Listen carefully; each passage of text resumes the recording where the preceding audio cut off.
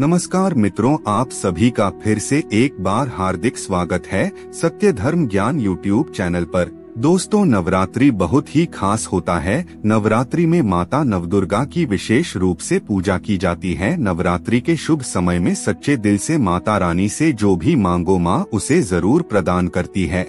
आपने भी माता रानी की आराधना जरूर की होगी, लेकिन आपको कैसे पता चलेगा कि माता दुर्गा ने इस नवरात्र में आपकी पूजा पाठ को स्वीकार कर लिया है, आपकी पुकार माता तक पहुंची है या नहीं? तो दोस्तों, नवरात्रि के आसपास के समय में माता दुर्गा हमें कुछ खास संकेत देती है। इन संकेतों से आप समझ सकते हैं कि माँ आपकी उपासना से प्रसन्न है या फिर नहीं। आप जान सकते हैं कि आपके जीवन में माँ दुर्गा स्वयं पधारी हुई है। दोस्तों, आज के इस वीडियो में हम आपको जो संकेत बताएंगे, यदि इनमें से कोई एक भी संकेत आपको मिल रहा है तो समझ जाएं कि माँ दुर्गा आपके ऊपर मेहरबान है, वह साक्षात आपके घर में निवास करने आ चुकी हैं। दोस्तों, सच्चे दिल से की गई पुकार माता रानी तक जरूर पहुंचती है। तो यदि आप माता रानी के सच्चे भक्त हैं, कमेंट बॉक्स में जय माता दी जरूर लिख दीजिए। दोस्तों, प्राचीन काल से ही ऋषि मुनियों ने आराधना के लिए दिन की अपेक्षा रात को अधिक महत्व दिया है। इसी कारण से दिवाली, शिवरात्रि और नवरात्रि जैसे आदि पर्वों को रात में मनाने की परंपरा चली आ रही है। नवरात्रि में शक्ति स्वरूपिणी माता दुर्गा कैलाश से धरती पर भ्रमण करने आती है। इस शुभ समय में हमारा मन धार्मिक बन जाता है, सकारात्मक बन जाता है। हर हिंदू भाई बहन अपने आप ही माता दुर्गा की पूजा, आराधना आदि कार्य करने लग जाता है, ताकि उसके जीवन में माता दुर्गा की कृपा बनी रहे। दोस्तों, ऐसा कोई भी व्यक्ति नहीं है जो माता दुर्गा की आशीर्वाद प्राप्त करना ना चाहता हो। हर एक व्यक्ति माँ दुर्गा की आशीर्वाद प्राप्त करना चाहता है, ताकि उसके जीवन में कभी भी किसी प्रकार का कोई भी कष्ट ना आए। मित्रों, ऐसे लक्षण होते हैं जिससे पता चलता है कि माता दुर्गा ने आपकी पूजा स्वीकार कर ली है। यह 7 मुख्य संकेत बताते हैं। माता जगदम्बा आपसे बहुत प्रसन्न है और आपके घर में माता रानी स्वयं वास करने आ चुकी है। दोस्तों, नवरात्रि का समय माता दुर्गा जी को प्रसन्न करने के लिए सबसे अच्छा समय होता है। इस समय की गई पूजा उपासना का फल बहुत ही जल्द मिल जाता है। तो ऐसे में आपके लिए यह जानना बेहद जरूरी है, आपकी पुकार माँ तक पहुँची है या नहीं। क्योंकि माता दुर्गा जिस घर में आती है उस घर को स्वर्ग बना देती है। वहाँ रहने वाले सभी लोगों का मन भक्तिमय हो जाता है, घर में प्रसन्नता छा जाती है। तो दोस्तों, आप भी इस बात पर ध्यान दें कि इनमें से यदि कोई संकेत आपको मिला है तो क्या आपकी भी झोली माता रानी ने खुशियों से भर दी है। दोस्तों, वीडियो में आगे बढ़ने से पहले आप सभी दर्शकों से एक छोटा सा निवेदन करना चाहेंगे। अगर आपने अभी तक चैनल को सब्सक्राइब नहीं किया है तो सब्सक्राइब अवश्य कर लीजिए, ताकि आपको रोजाना ऐसे ही ज्ञानवर्धक जानकारियाँ मिलती रहे। तो दोस्तों, सबसे पहला संकेत जो आपको नवरात्रि के दौरान ही मिल सकता है और वह होता है ज्योत का तीव्र रूप में जलना। वैसे तो आप सब लोग जानते हैं कि नवरात्रि के 9 दिनों तक अखंड ज्योत जलाया जाता है। मान्यता है कि इससे माता दुर्गा की कृपा जल्द ही मिल जाती है। अखंड ज्योत जलाने से घर परिवार पर हमेशा से माता रानी की कृपा बनी रहती है। नवरात्रि में अखंड ज्योत प्रज्वलित करने से पूजा स्थल पर कभी भी नकारात्मक ऊर्जा का संचार नहीं होता। शास्त्रों के अनुसार जिस समय तक अखंड ज्योत प्रज्वलित करने का संकल्प लिया है उससे पहले वह बुझनी नहीं चाहिए। ऐसा होना बहुत अशुभ माना जाता है।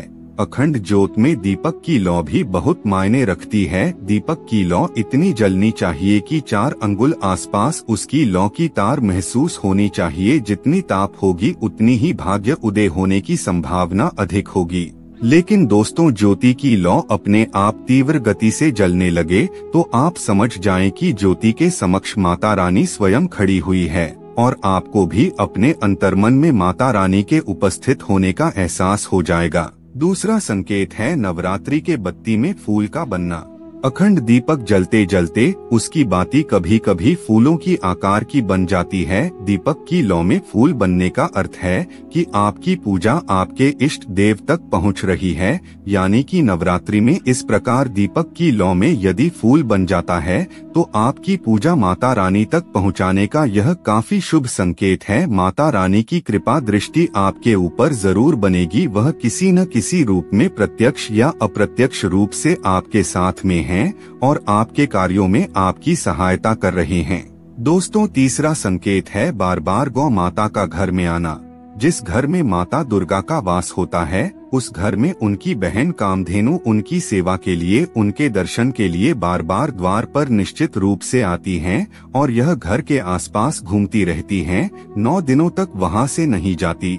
ऐसे में आपको समझ जाना चाहिए कि माता रानी का आपके घर में आगमन हो चुका है। नवरात्रि के दिनों में यदि रास्ते में गौ माता आती हुई दिखे तो उसे अपने रास्ते जाने देना चाहिए। उसे कोई भी कष्ट पहुंचने नहीं देना चाहिए। यदि कोई गौ माता को मारता है या सताता है या फिर किसी भी प्रकार का कोई कष्ट देता है तो उसकी 21 पीढ़ियां नरक में जाती हैं। गौ माता पर कभी पैर रखकर बैठना नहीं चाहिए और न ही उनके सामने थूकना चाहिए। जो व्यक्ति ऐसा करता है वह महापाप का भागी बनता है।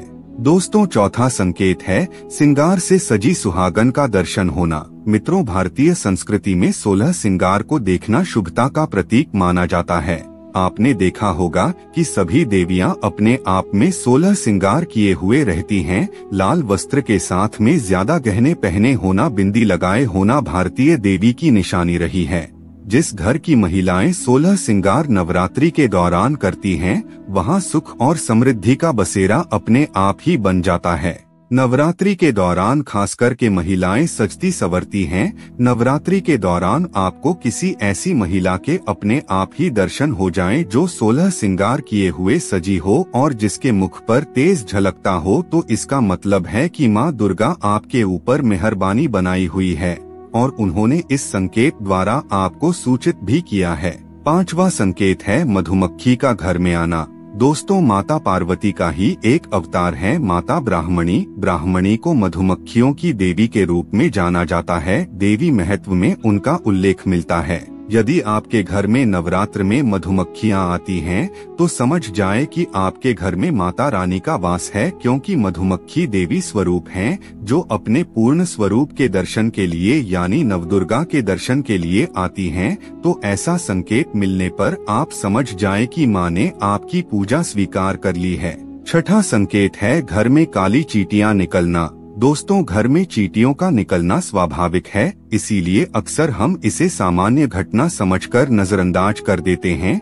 लेकिन चींटियां घी नहीं खाती हैं, फिर भी वह घी के बर्तन में दिखाई दे जाती हैं, या जहां आपने सफाई की है वहां भी अचानक चींटियां नजर आने लगते हैं। तो इस तरह घर में अचानक काली चींटियां यदि दिखाई देने लगे तो यह एक शुभ संकेत है, आपके जीवन में कोई बदलाव होने वाला है। लेकिन दोस्तों, इसका तात्पर्य यह बिल्कुल भी नहीं है कि आप अनिश्चित काल तक चींटियों को इसी प्रकार आने देते रहने दें या फिर उन्हें आमंत्रित करें। आप उनके स्वागत में आटा डालना शुरू कर दें। ऐसा करने से माता रानी को पता चल जाएगा कि आप तक उनका संकेत पहुंच चुका है, फिर चींटियां अपने आप वापस लौट जाएंगी। दोस्तों, 7वां और अंतिम संकेत है फटे हुए कपड़े पहनकर किसी याचक का द्वार पर आना। नवरात्रि के आसपास के समय में ऐसा कोई याचक आपके द्वार पर आ जाए तो समझ जाना कि माता रानी रूप बदलकर आपके द्वार पर आई हैं। मित्रों, नवरात्र में कोई भी याचक आए तो उसे खाली हाथ न जाने दें, क्योंकि स्वयं माता रानी परीक्षा लेने के लिए हमारे घर में याचक बनकर आती है। तो दोस्तों, यह मुख्य 7 संकेत बताते हैं कि माता रानी आपकी पूजा आराधना से प्रसन्न है और अब आपका जीवन उनकी छत्रछाया में पलेगा। आज की वीडियो में बस इतना ही, फिर मिलते हैं किसी नई जानकारी के साथ। तब तक के लिए धन्यवाद।